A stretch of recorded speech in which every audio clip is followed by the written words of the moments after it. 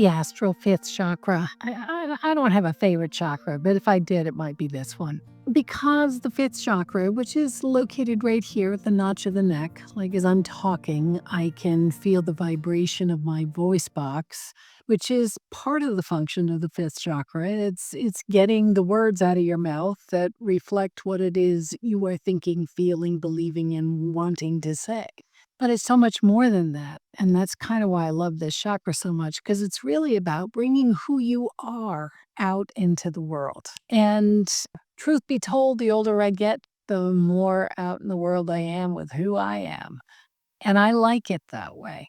That does not mean everybody has to like me, and it does not mean that I am here to be liked by everybody. It means that I am here to be who I am. And I will do my darndest to do that day in and day out. And that is the function of this fifth chakra. When you think about who you are, I think about who I was 5 years ago when I developed this program. It was during COVID lockdown. And I went to the video production studio 2 or 3 times a week and stood in front of the camera or sat in front of the camera and shot videos to create a fully online program so that I could continue to run a business, so that people could continue to do this work in the world. And it was a wonderful experience. Where I am today, 5 years later, I am no longer in Portland, Oregon. I'm shooting these videos from my in-home office, and I live in Portugal. That is who I am today. Who I was 5 years ago was entirely different. And I'll tell you what, 5 years from now, if I were to shoot these videos again, I would say, this is who I am today. And I would have changed. I would have evolved. I would have grown. I'd be more me. That's what I love about this chakra, is that it is such an indication of energy in motion, of becoming, of evolving, of growing ever more into who and what we are. This chakra has a funky little way of being set, regulated. The more open this chakra is, the more who you are, you will be. However, having said that, it's not like you can wake up in the morning and say, woohoo, I'm going to blow my chakra open to 100% and that's who I am now. Because you have to live the truth of that.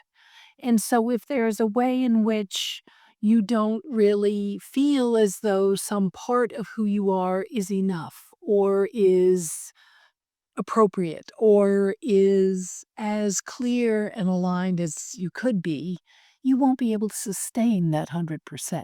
So the way to work with this chakra is to do a gauge. And I love this gauge. You tune into the chakra and you take a reading on a scale of 1 to 100. How open is my fifth chakra the majority of the time?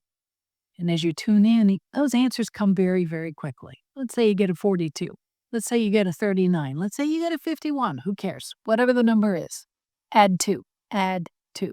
So if you got a 42, you go to 44. If you got a 39, you go to 41. If you got a 52, you go to 54. Whatever. Add 2. Stick with that number for a while.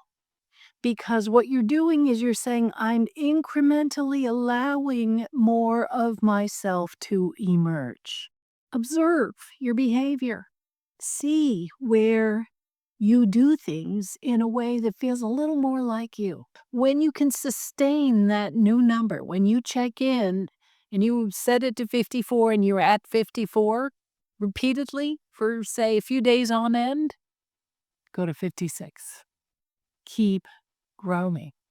The thing I love most about this gauge and setting this number is that you evolve into who you are in such an organic, such a vibrant and authentic kind of way. I love this chakra.